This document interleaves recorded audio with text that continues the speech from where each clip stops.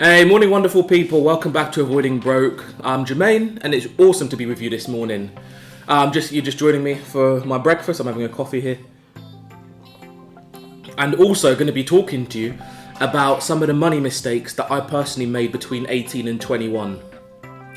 You know, this kind of topic came about from some discussions that I've been having with some people who have been tuning in, listening, giving us some feedback, and really help me recognize that there are some basic money rules, some fundamentals, some decisions that people just really needed a bit more help with.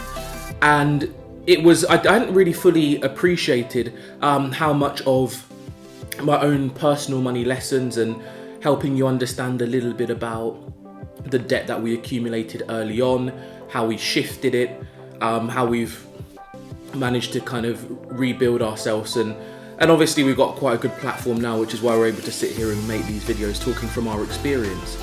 But I just want to share a little bit more of that with you and try and give you a little bit more context just to help understand what was really going on. So, just starting out, when I got my first job at, I think it was just before my 16th birthday, or maybe just after, and I started working in a UK supermarket. I was earning, I think, £3.62 an hour at 16. It was something like that. I can't quite remember. And it was the first kind of personal money that I really had. I'd had like ad hoc pocket money, but not really so much, just because we primarily didn't really have it.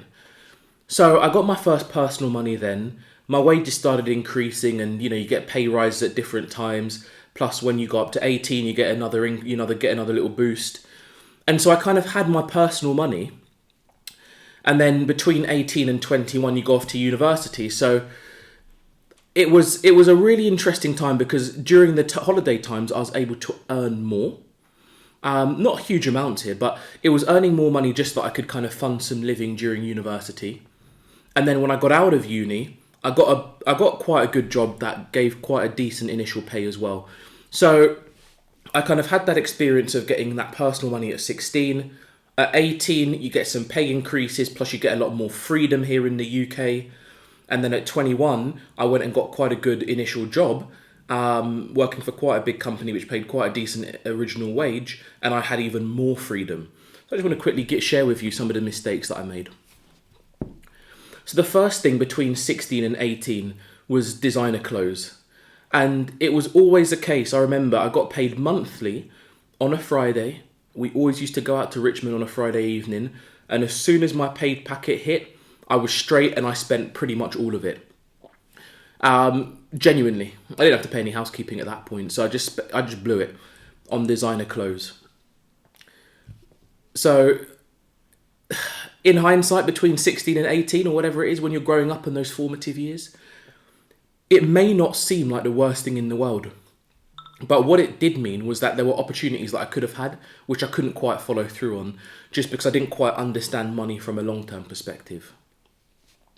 When I then hit 18 was a big point, because your 18th birthday is like a rites of passage in the UK. Because at that point, you can go and take out your own credit. And that, for me, was where it went a little bit crazy. Because I took out my first credit card, bang on my 18th birthday, and I took out my first mobile phone contract. The key thing about both those things was that is when I had my first experience with debt, and that is when I first got hooked. Because when you can buy something and you can enjoy all the benefits and you don't even have a clue how you're going to pay it off, but you're just spending, at that point, you can get yourself trapped very easily. I made the mistakes at that point. I was having mobile phone bills of well in excess of £100 per month. Well in excess, and my mum's had to bail me out of quite a few, including one for over £300. And then when it came to the credit card was just like, well, when you go out with your friends, if you haven't got your money in your pocket, don't worry about it, bang. And there have been a few mornings, where you get back, you look at your receipts from the night before, and you're thinking, wow, I've got to go and do some overtime to clear it. The reality is that a lot of that debt just followed me, because if you haven't got the money to clear it, all you're doing is you're making your minimum repayments. You're not actually shifting the debt. And of course, all that happens is the debt just mounts. What I didn't realise at the time was my willingness to have a credit card and just buy things on credit. That manifested itself in a big way once I got older. Because once I got older, at that point I've got a much better job. I've got a salary. You're getting bonuses. At that point, it went from being random nights out to being big holidays, big luxurious purchases, and it takes ages to shift your debt. And once you're in debt and you're trapped, for some people there's no coming out, and that's the unfortunate reality. Then the last thing I want to talk about, my big money mistake, was about hire purchase. So I didn't really buy much on hire purchase, as it were, when I was like 18. But I remember when I got my first big job and I was able to, straight away I bought a BMW. It was like the dumbest thing I could have done. I've been driving BMWs. I love them. I love that brand. And I've been driving them since I've been 21, which is ridiculous because I definitely didn't have the money to do it at that time. What I had the money to do was to make a monthly repayment if I didn't lose my job. And it's one of the best lessons that I've managed to take forward because, again, once you're in that cycle of debt and you've got the expensive car and you've got it on HP and you think, oh, it's fine, I can afford the monthly repayment, you don't always appreciate just how much you're trapped by the debt. Because with the debt, with the hire purchase, you're paying back so much more than the actual item itself is worth, number one. Number two, you can think of the item as being an asset. And some people even like to use the term depreciating asset, but it's not. It's a liability, right? So if you go and buy a car for £10,000, after a year, that car's probably only worth 8 if you're lucky. And that's the reality, right? It's not putting any money into your pocket. But you buy the car for 10, in a year's time, the car's value is 8, but because of the hire purchase, you've got to repay 12. Is that kind of crazy maths that I just didn't appreciate?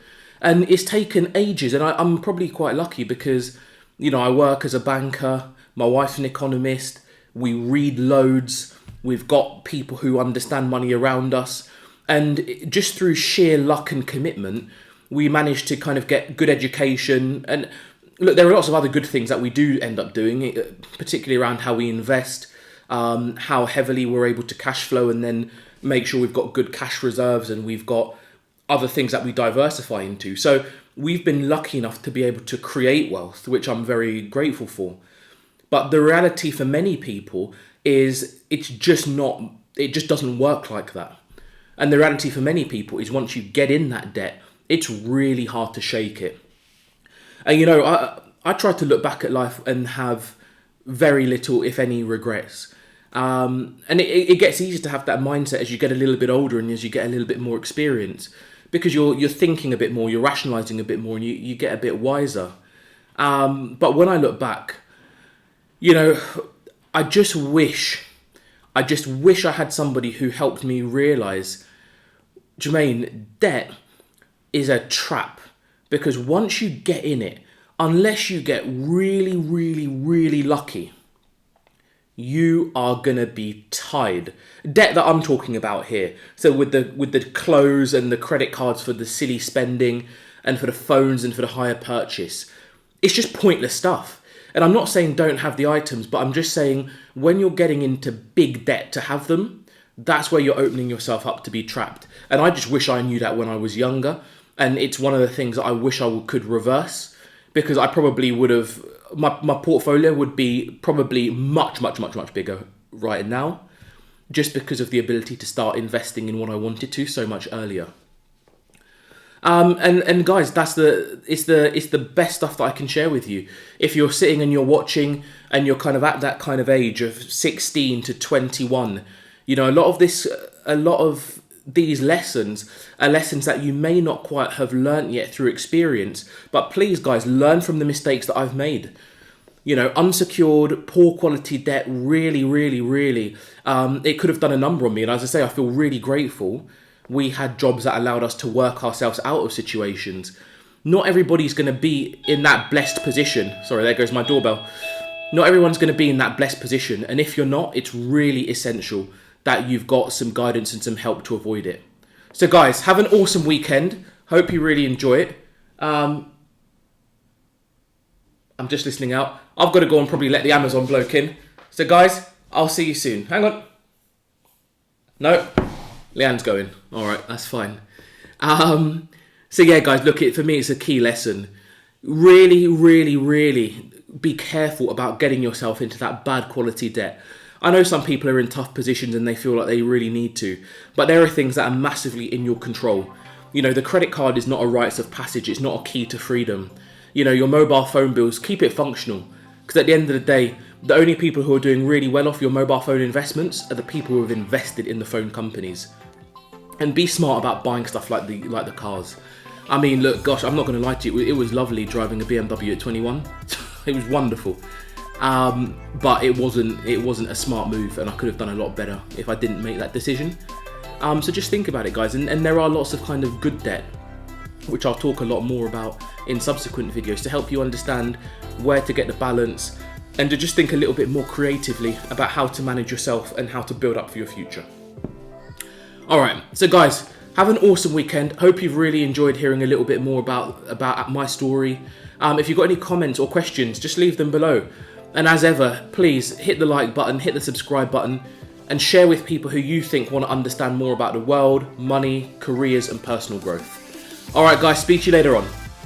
Bye-bye.